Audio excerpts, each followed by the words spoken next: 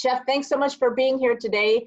Tell me, who are your two cute little helpers you got? I have Isla and I have Azra, my two daughters. We appreciate all of you guys being here today. And I know one of the things you wanted to touch on is family, and you got that right out of the gates. I feel really honored and privileged to be able to have them be with me today so they get to kind of experience the kind of stuff we do, and more importantly, help give that message that when you are at home, you can be with your family, you can have fun, and you can have great tasting, nourishing foods.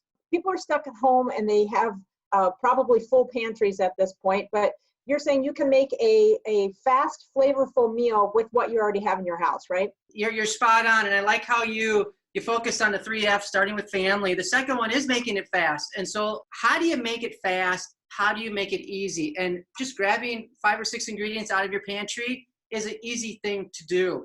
But any kind of heavy bottom pot, I add some olive oil to it, little onions, get the onions cooking, get them tender, and then I added the spices, the paprika, Italian seasonings, a little salt and pepper. Mix that up, add the chicken, start to brown the chicken for a couple minutes. Then I add in the tomatoes and the garlic and the green beans and cook all that up and for about a half hour, partially with the lid on, simmering. And then once the chicken is tender and you got nice, beautiful flavors and aromas, you're basically good to go. It's really, really simple.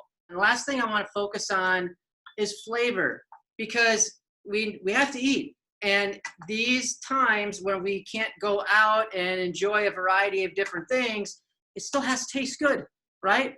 You know, we need to have a strong immune system, right? So we've got to make foods that not only taste great, but are going to support our immune system. So this recipe is an excellent example of that.